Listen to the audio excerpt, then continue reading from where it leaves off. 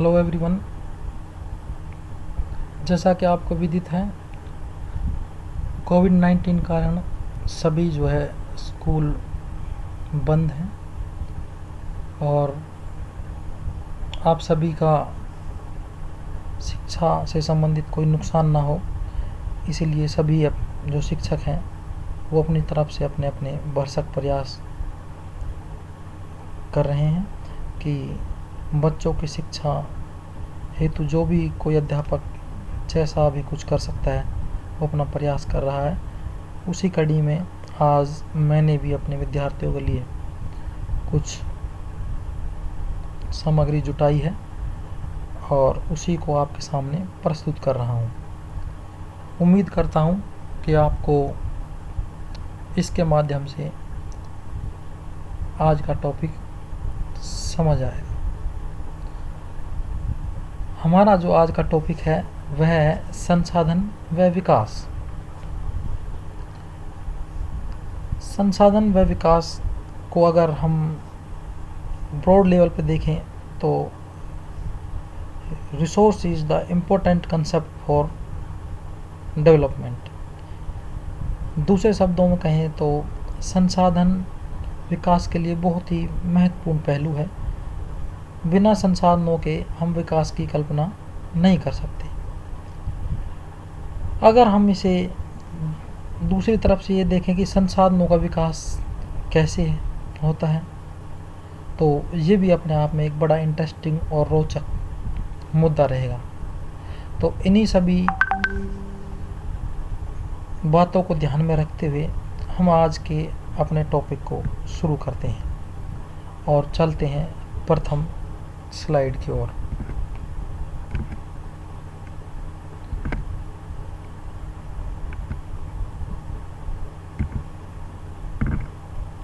सबसे पहले हम बात करते हैं मीनिंग ऑफ रिसोर्स, यानी कि संसाधन का अर्थ।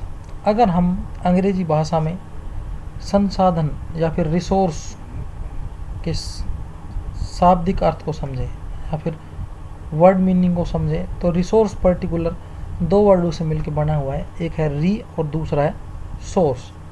तो यहाँ स्पेसिफाई होता है, री का मतलब होता है अगेन एंड अगेन और सोर्स का मतलब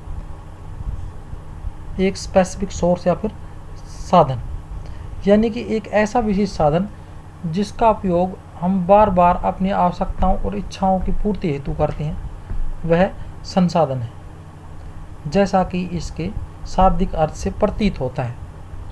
वहीं दूसरी ओर संसाधन जो है दो शब्दों से बना है, मिलके बना हुआ है, वो है स और साधन। स का मतलब होता है सार्थक और साधन, यानी कि इसका मतलब सार्थक साधन, यानी कि ऐसा कोई विशिष्ट सार्थक साधन जिसने हमारी आवश्यकताओं, इच्छाओं और भावनाओं को शांत किया है या पूरा किया है, वह संसाधन है। अगर हम इसका एक लाइन में विशिष्ट मीनिंग निकालें तो वो हमारे इस कंटेंट में लिखी हुई पहली लाइन में बिल्कुल स्पष्ट तरीके से आपको बताया जा रहा है। इसमें लिखा हुआ है, संसाधन शब्द का अभिप्राय साधारणतः मानवीय उपयोग की वस्तुओं से है, यानी कि वह हर वस्तु जिसका उपयोग मनुष्य करता है वह संसाधन है। ये प्राकृतिक और सांस्कृतिक दोनों हो सकती हैं और यह वस्तु जो है प्राकृतिक भी हो सकती है और मानवीय भी हो सकती है। तो दूसरे शब्दों में कहें तो हर एक वो वस्तु जो मनुष्य की आवश्यकताओं, इच्छाओं की आपूर्ति करती है वह क्या कहलाती है? संसाधन। अब वो प्राकृतिक भी हो सकती है और मानवीय भी हो सकती है। ठीक है।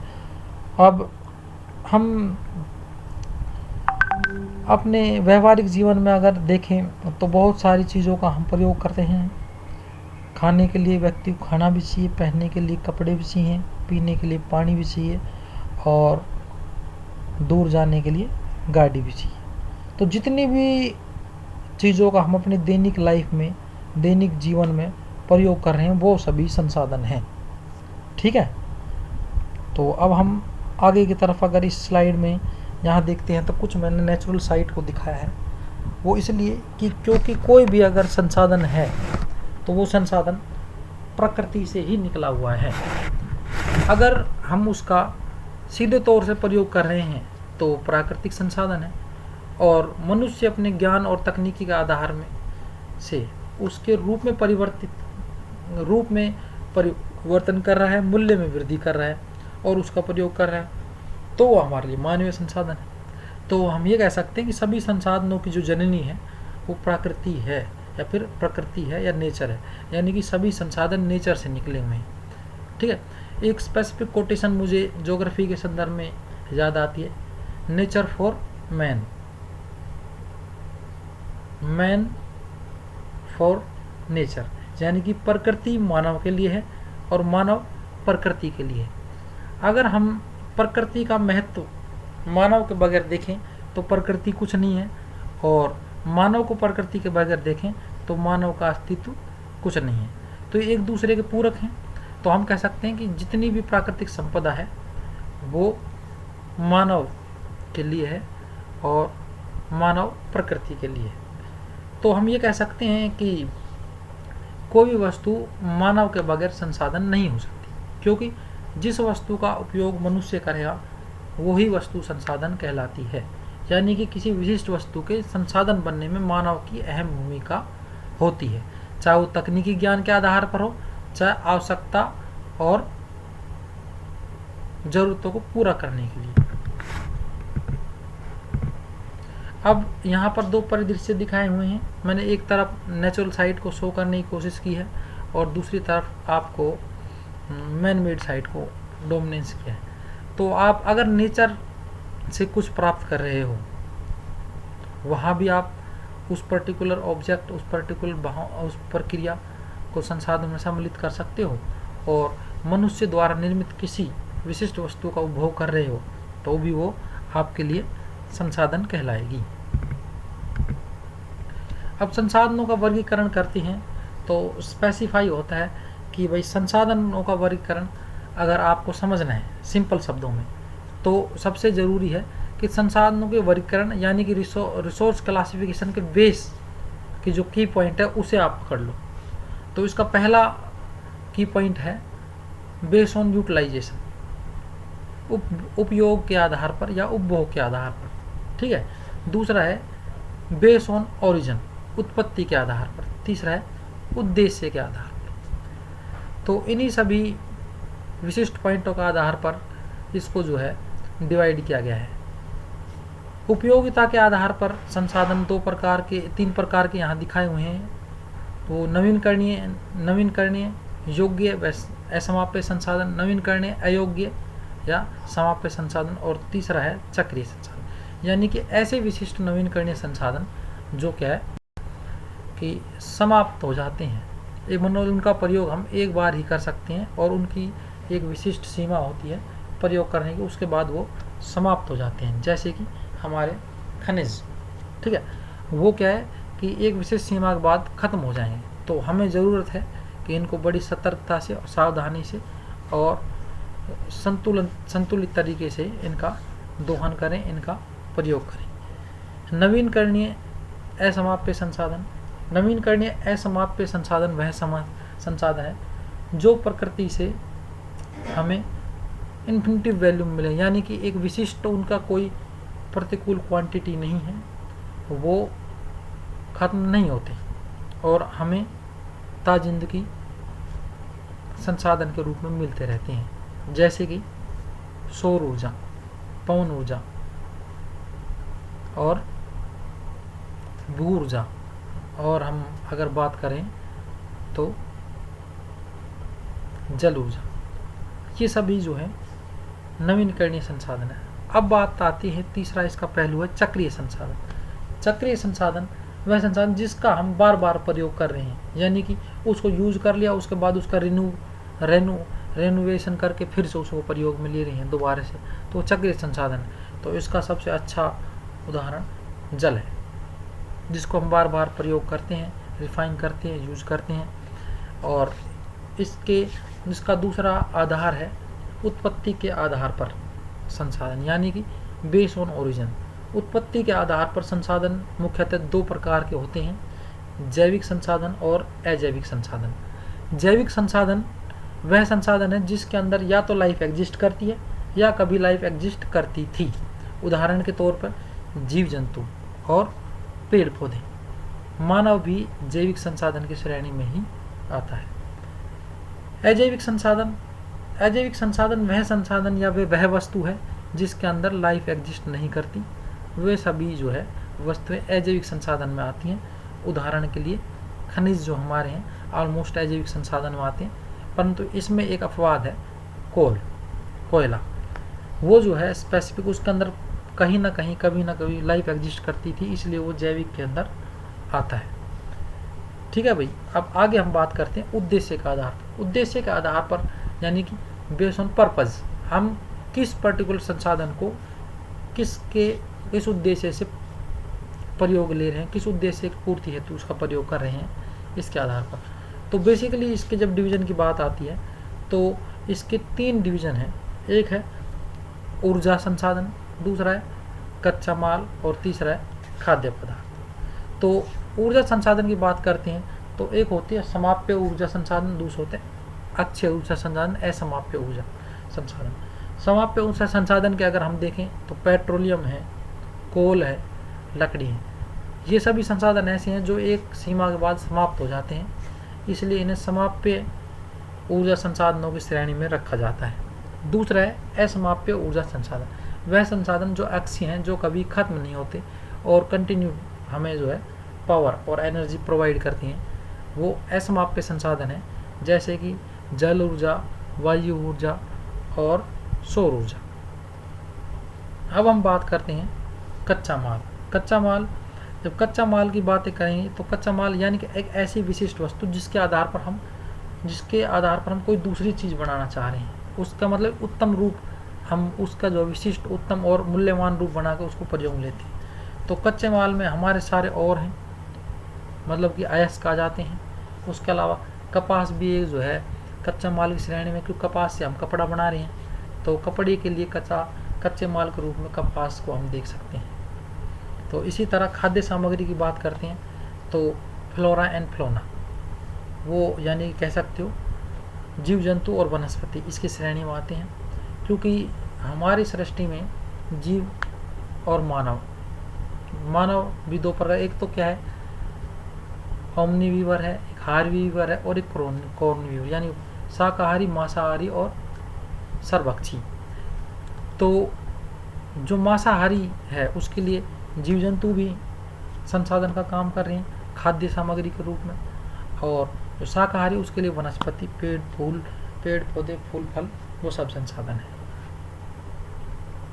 अब हमने क्लासिफिकेशन को ब्रीफली डिस्कस किया है, आगे हम देखते हैं आगे की अगली स्लाइड में क्या है। अब नवीनकरणीय संसाधन की बात हम करते हैं तो नवीनकरणीय संसाधन वह संसाधन है जिसको हम स्पेसिफाई कर सकें, मतलब कि जिसको हम जो असमाप्य हैं, जो हम जिसे हम रेगुलर और लंबे समय तक उसका प्रयोग कर सकते हैं, वह नवीनकरणीय संसाधन है। इसमें हम स्पेसिफिकली जल ऊर्जा है, जल संसाधन है, वायु संसाधन है, ये सभी जो है हमारे लिए नवीनकरणीय संसाधन का काम करते हैं। सौर ऊर्जा, ये सब नवीनकरणीय संसाधन की श्रेणी में आते हैं।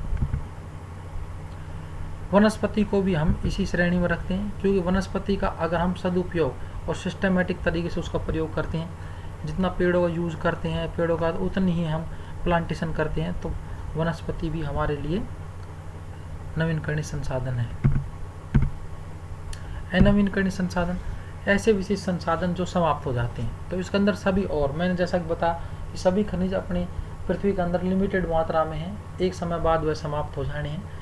तो जितने भी खनिज हैं वो सभी अनवीनकरणीय संसाधन में हैं। अनवीनकरणीय सामान्यतः वह संसाधन है जिसकी समाप्य सीमा निश्चित और निर्धारित है, जिसे खत्म होना है। उत्पत्ति के आधार पर संसाधनों की जब बात करते हैं तो उत्पत्ति के आधार पर संसाधन 2 प्रकार के होते हैं, जैविक और अजैविक। इसके बारे में मैं बता चुका हूँ। जहाँ लाइफ एग्जिस्ट करती है, जहाँ जीवन है, जिस विशिष्ट वस्तु में जीवन है वो जैविक। ऐसी विशिष्ट वस्तु जो व्यक्ति की इच्छा और आवश्यकता की आपूर्ति करती है, साथ में उसके अंदर लाइफ एग्जिस्ट करती है, जीवन है तो वो जैविक संसाधन श्रेणी में आया, और जीवन नहीं है तो वह अजैविक संसाधन श्रेणी में आया।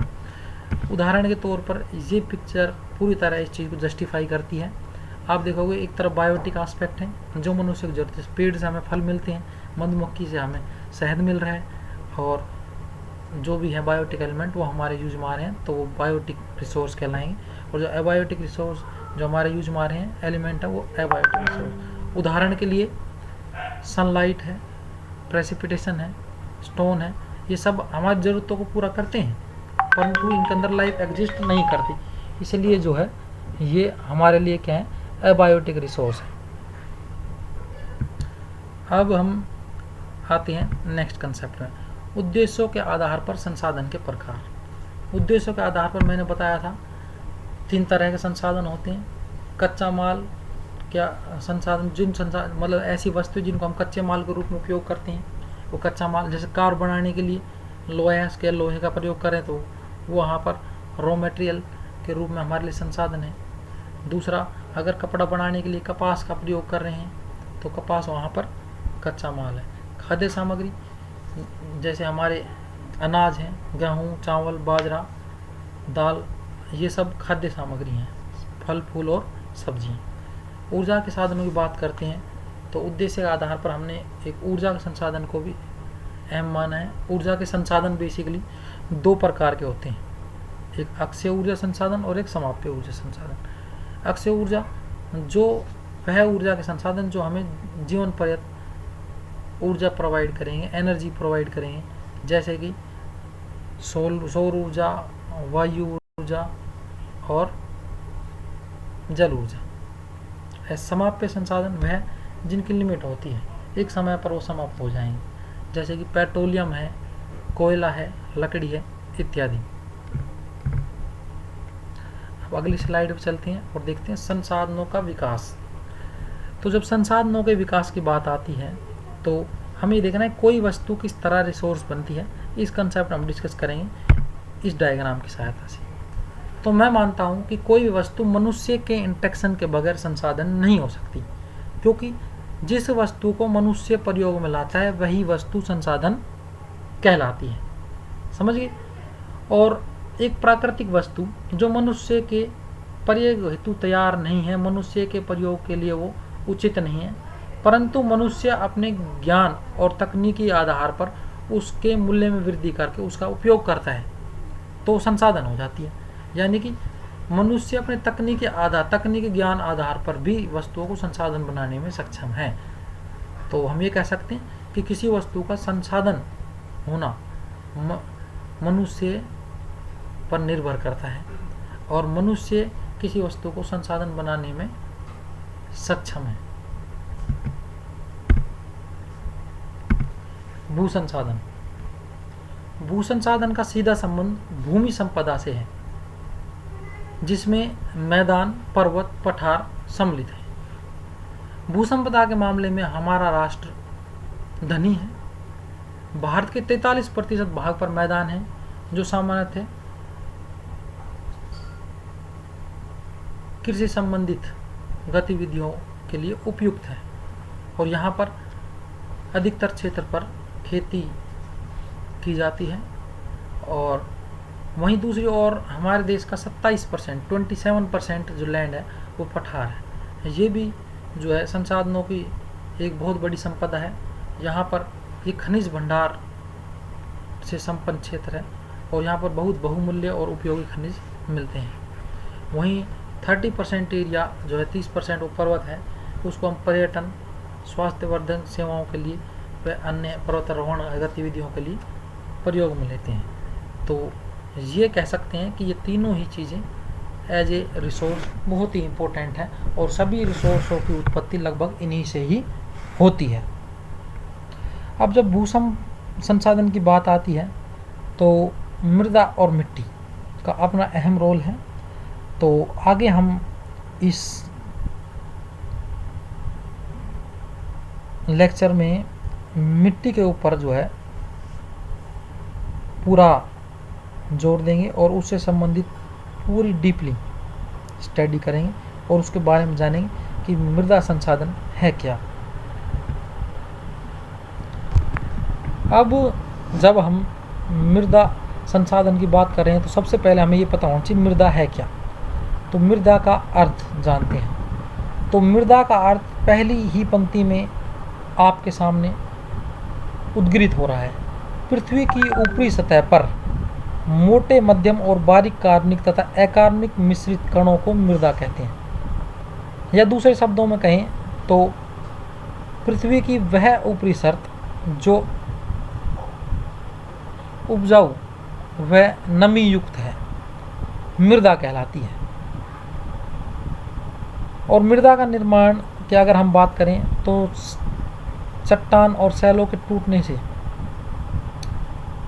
बना चूर्ण व पेड़ पौधों से तैयार ह्यूमस के मिक्सअप को ही हम मृदा का नाम देते हैं। और ये मृदा दायिनी ही अन्नपूर्णा है।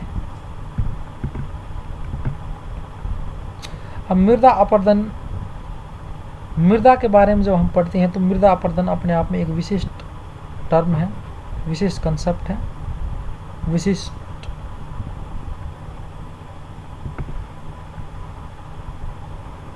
अब जब हम मृदा अपरदन की बात कर रहे हैं तो इसका जो है बिल्कुल सिंपल शब्दों में मैंने यहाँ बताने की कोशिश की है। हवा, पानी व अन्य किसी कारण से होने वाले मृदा कटाव को अपरदन की संज्ञा दी जाती है।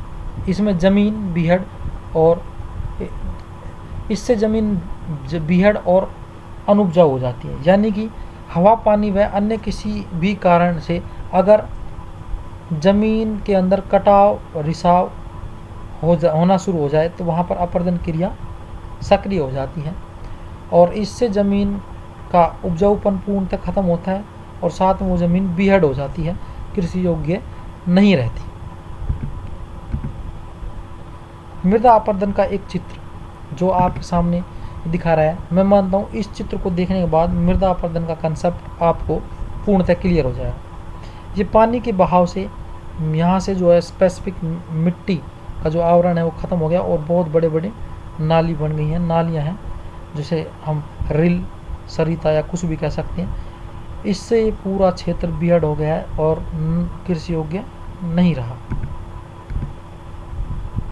अब मृदा संरक्षण के उपाय,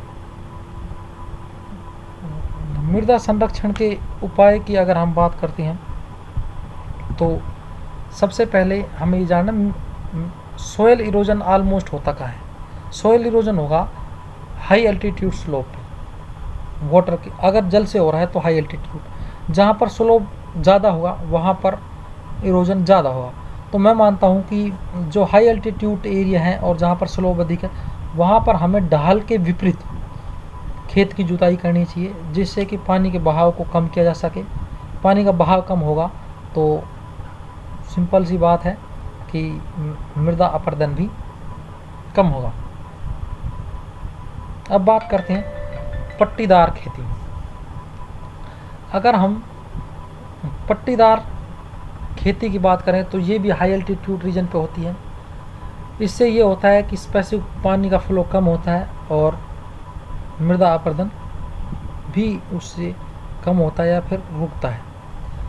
दूसरा, हमें खेतों की जो मेड़ है उन्हें ऊंचा रखना चाहिए। आवश्यकता से अधिक जो है पानी नहीं, खेतों में पानी नहीं देना चाहिए। दूसरा, उचित बाढ़ का प्रबंध होना चाहिए। चौथा है वायु अवरोधक व आश्रय आवरण, यानी कि जैसा कि कहता है अपरदन जो है सिर्फ पानी से नहीं हवा से भी होता है। तो इससे क्या है, हवा रेत को उड़ा के ले जाती है, उस पर्टिकुलर आवरण को हटा देती है। तो जितनी हवा की गति अधिक होगी उतना ही वायु अपरदन बढ़ता है। तो इसके लिए क्या है कि हम अगर वायु में अवरोधक लगा दें तो वायु की स्पीड कम हो जाएगी और जिससे कि अपरदन की समस्या या फिर अपरदन कम होगा। तो अवरोधक के रूप में हम जो है एक पेड़ पौधे लगा सकते हैं जिससे पेड़ों की सहायता से हम हवा की स्पीड कम करेंगे और धूल कण कम उड़ेंगे जिससे कि जो है स्पेसिफिकली अपरदन कम होगा। और वायु अपरदन ऑलमोस्ट जो है मरुस्थलीय क्षेत्रों में होता है। भारत में मिट्टी का भौगोलिक विवरण, भारत में मिट्टी के भौगोलिक विवरण की अगर हम बात करें तो इसको जानना बहुत ज़रूरी है। मिट्टी के बारे में आप जान लेते हो तो उसका वितरण जानना ज़रूरी है, क्योंकि अगर आपको ये पता है कि कौन सी मिट्टी कहाँ मिलती है तो आप बहुत ही आसान तरीके से, आसान से वे में ये बता सकते हो कि कहाँ कौन सी फसल उगती है। इसलिए हम मिट्टी के बारे में जानेंगे। भारत के उत्तरी हिस्से पहाड़ क्षेत्र में पर्वतीय मृदा मिलती है, जो कि लद्दाख, जम्मू कश्मीर, हिमाचल प्रदेश, उत्तराखंड, सिक्किम और अरुणाचल प्रदेश, इन सभी क्षेत्रों में पहाड़ी पाए जाते हैं। और पहाड़ पे जो है मृदा आवरण कम होता है, और तलछट आवरण कम होने की वजह से यहाँ पर मिट्टी की जो बहुत पतली परत होती है, और इस विशिष्ट मृदा को पर्वतीय मृदा कहा जाता है।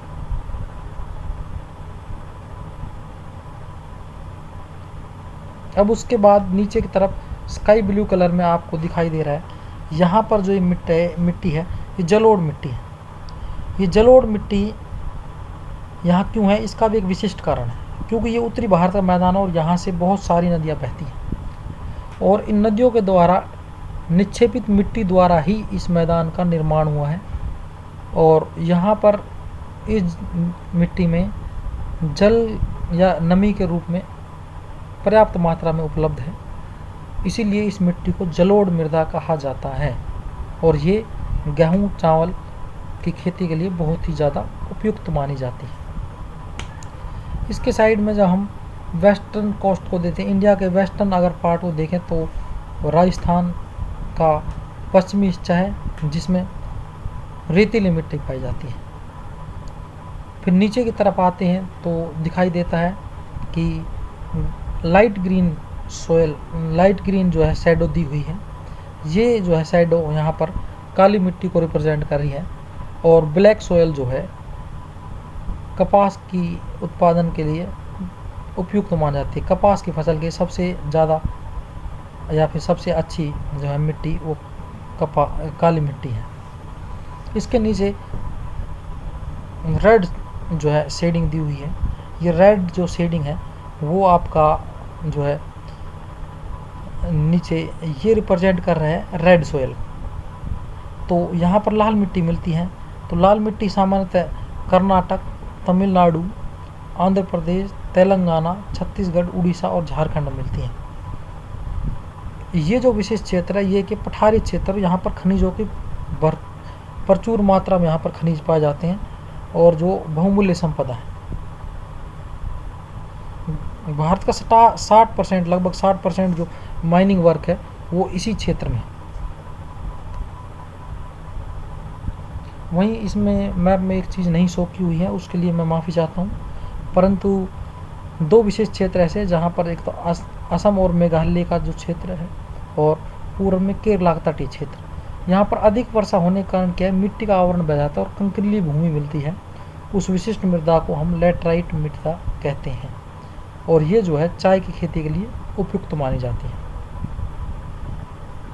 वहीं जो है मैं बताना भूल गया था, अब बता देता हूँ कि जो काली मिट्टी है वो गुजरात, महाराष्ट्र, मध्य प्रदेश और उत्तरी कर्नाटका और उत्तरी तेलंगाना में पाई जाती है। इसी के साथ हमारा जो है मिट्टी का विवरण समाप्त हुआ, विवरण समाप्त हो गया और ये चैप्टर भी समाप्त हुआ। धन्यवाद। उम्मीद करता हूँ कि आपको ये चीज़ें समझ आई होंगी और इस पर अगर कोई आपको डाउट है तो आप पर्सनल व्हाट्सएप मैसेज या फिर मेरे को कमेंट सेशन यूट्यूब पर कमेंट कर सकते हैं और आगे की जो वीडियो उसमें मैं आपके डाउट क्लियर करने की कोशिश करूँगा। धन्यवाद।